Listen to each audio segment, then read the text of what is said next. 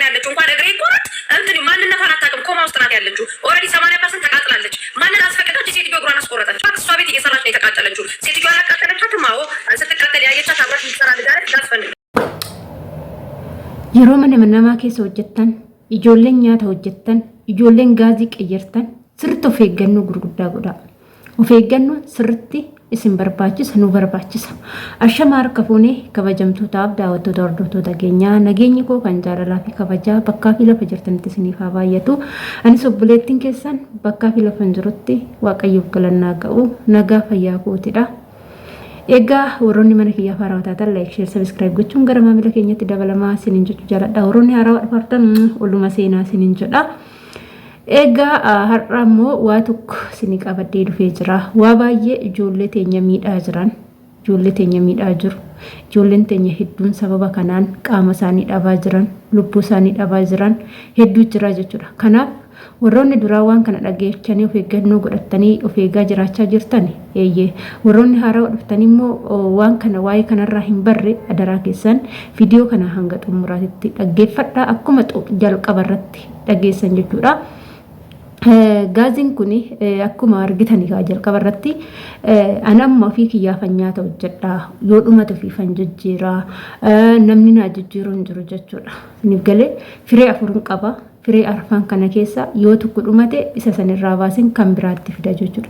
Garuu immoo malan of eeggannoo godhadha yeroo itti qayyiru sanii yeroo itti qayyiree asii gadi yoo itti kaa'e yoo itti gadi qadaade inni asii gadi akkuma argaartan viidiyoo irratti yoo itti gadi qadaade yookaan yoo seeran qadaadamuu baate dhaqee tanan yeroon banuu sagalee dhageechisa. Sagalee akkamii sagalee tush jedhu dhageechisa jechuudha. Gizee akkas jedhee fi foolii fidee wanti kun hin qadaadamne jechuudha. Hin qadaadamne fanadda ooyida waan ta'eef dafeen cufa. Yeroo garamitti cufa?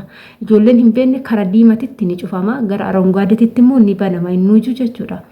Isa sanii yeroo baay'ee yeroo meeqaa yeroo sadii na mudateera. Yeroo sadii kana yeroon cufeetoo banu hin dida jechuudha. Tokko tokko sirma fudhatu hin dida. Isa san irratti maalan godhee dhiisee tanan jaratti yaame jechuudha. Hojjechuu dhiisee nyaatas hojjechuu dhiiseen madaaminti yarrafti kuuwwan mana barumsaa deemanii jiru nan dhiise jechuudha hojjechuu. Yeroo ishiin kaatee maaf nyaata hojjenne itti nagaafattu ittiin hime jechuudha rakkoo jiru. Dhuftee ishiinis laaltee ofisheetti sodaatte gaazuma muluu jijjiirsisan jechuudha.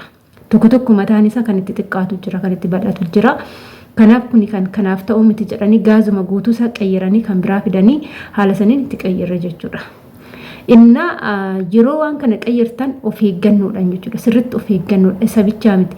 Warroonni daa'imti isin jala deemtu yeroo hundumaa gizee isin kushiinaa isin teechanii nyaata hojjettanii daa'imti dheengeddaamma maaltu na mudatee ani sa'aatiin narraa deeme jedhee tanan muddamee tanan nyaata hojjechaarra jechuudha. Ani wanna biraa miti kan na muddaa jiru sa'aatiin mana barumsaa sa'aatii ilaala tanan nyaata hojjedha. Sa'aatiin mana barumsaa ijoolleen dhuftu gahaa jira jedheen ani daddafee tanan hojii makiyya sani yaada kiyya hunda gara hojiitti godheen jira jechuudha. Achii mucaan kan waggaa afuriiti ka'ee dhufee na duuba taphata. Ka'ee ganama sa'aatii 11:00 akkasii na duuba taphata. Yeroo na duuba taphatu kan ani inni taphata jedheetuman garuma hojii kiyyaati jechuudha. Yeroon tasa akkana mil'adhee laalu inni immoo gaazii san irratti taphata jechuudha. Gaazii kana banuuf hularkisa jechuudha laal. Odoo humna qabaatee mucichi banee anas isas galaafatee oolee jechuudha. Laala wanni kana sinii kaasif immoo ijoolleen tokko tokko haala sanis nama jalaa deeman isaan taphatti fakkaata. Fuuldura leeyyisaa saffaa banuuf harkisaa kaanis ol harkisa jechuudha mucaan. Inna waaqni guyyaan har'aa kuni guyyaa keessanii miti yoo jedhu ani immoo tasa mil'adhee laalee mucaa haala sanii baase jechuudha. Inna ijoolleen akkasittis immoo daa'imni sin duuba hojjettee sin hojiidhaan of dagattanii gizee tokko tokko hojiitti namni hin dagata jechuudha. Waa biraa waa duuba jiru hin dagata. Waanuma hojjetu san ilaala jechuudha. Haala saniin of eeggannoo gurguddaa godhadhaan asumaan affeerraa kooti. Inni itti aanu mooyyuu inni itti aanu maal seetanii amma obboleettii keenya kana maaltu mudate jechuudha. Osuma hojjettu gaaziin kun guutumaan guututti itti dhoo'ee yeroo itti dhoo'u kana qaamni ishii muluu guutumaan guututti ni gubate. Yeroo gubatu kana immoo kan mana yaalaa fuudhee deemes madaamuma ishiiti.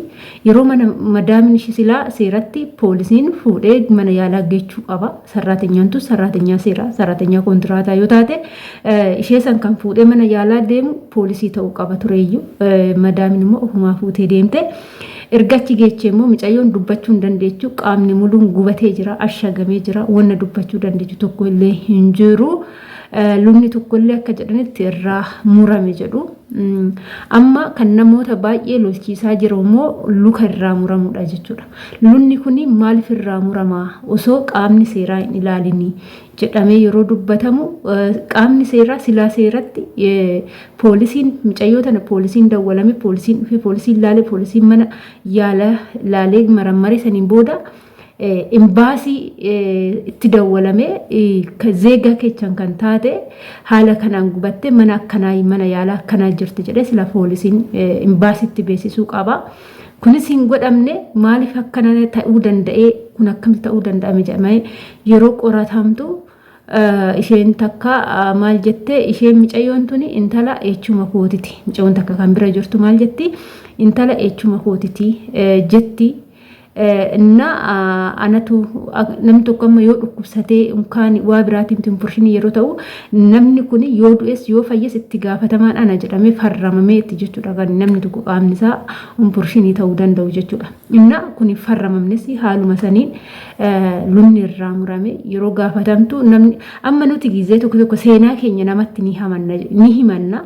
Anamma yeroon tokko hiriyaan jaaladhutti namatti dhiyaadhutti seenaa kiyya eenyu akkan ta'e maatii kiyya waa hundanan hima jechuudha. Haaluma saniin intalli bira jirtumoo wal bira hojjetu waan ta'eef seenaa ishii waan isheen barsiifteef immoo madaamin akkas jedhiin jetteeni waan akkasiiti wanti kun immoo shakkii uumee jira sobaadhaatis firashii yookaan intalechuma ishiitis miti jedhamee qorannoo irra jira. Namoota baay'ee lolchiisee jira wanti kun garuu waan ta'u hin beekamu. Walumaa galatti obboloota keenya gola ormaa keessa yoo jirru hojjetachuu biyyaa baane nama ta'uu biyyaa baane balaa tasaa namatti dhufu waan namarraa haa eegu. Baay'een keenya balaa tasaatiin dhabamaa kan jiran ijoollee baay'eedha jechuudha. Fakkeenyaaf obboleettii keenya takkas madaam ishee wajjin gara Saudi Arabiyaa yeroo dhuftu sababa makiinati lubbuun ishee kan darbe jira. Takkas ijoolleen hedduun balaa gaazii kanaan kan gubatan jiru.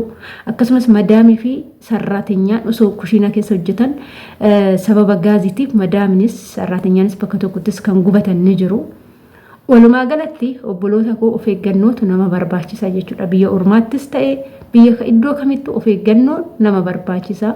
Balaa tasaa waaqayyo namarraa haa qabu. Waaqayyoon gaditti immoo sirriitti of eeggannoo godhadha. Gizee hojjettan ani waa keessa yeroo baay'ee irra deddeebi'uun hin dubbadhu gizee hojjettan of hin dagatinaa. Walumaa galatti of hin dagatinaa. Of eeggannoodhaan hojjedhaa. Qalbiidhaan hojjedhaa yeroo hojjettan sammuu keessa yaada keessan sassaabbadhaa jechuudha gizimu walumaa galatti gizee dalagaa dalagdan yaada keessan guutumaan guututti sassaabbadhaa jechuudha malee yaada bittinneessitanii kan waa biraa yaadaa waan hojjettan yoo hojjettan qalbiin gara biraati sababa kanaan wanta hin taanillee nama mudata jechuudha. Dhugaa ani gizee tokko yeroo tasa osoo hin beekin gara biyyaa yaadee yaanni na fudhatee naan deeme guyyaa lama nyaata gubeen jira jechuudha. Dhugumaan dubbadha nyaata gubeen jira. Guyyaa tokko shunkurtiin gubee yaadan maatii akkaleechonni maatii wajjin haasa'ee yaanni maatii sanii sammuu kiyya tasanatti dhufe yaada sanitti dhuma nyaata hojjedhu shunkurtii qollaa jiru yaadan dhufe ani nana maassala malee irraanfadhe jechuudha. Kan sammuu kiyya keessa jiru sana yaada foolii isaa madaamin alaahuu foolii shunkurtii fuutee yoo dhuftu ani shunkurtiin gubachaara. Maal taate jettee wanti taatottuyyuu hin dhageenye hee naan jette leelaa naan jette akkanatti jechuudha. Kanaaf wanta akkanaallee nama mudata. Kanaaf obboloota koo yaadan hin badina yaanni badaadha of eeggannoo godhadhaadha yaanni nama maraacha. Kanaaf sammuu keessan sassab godhadhaatii aga biyya ormaatii galuutti of eeggannoo godhadhaa waaqayyoon nu haa eegu sinin jedha. Ani viidiyoo kiyya immoo asumarraa nan goolabaa turtiin wajjin gootaniif ulfaadhaa galatoomaa sinin jecha hanga viidiyoo biraatti walitti deemtu turtii gaarii.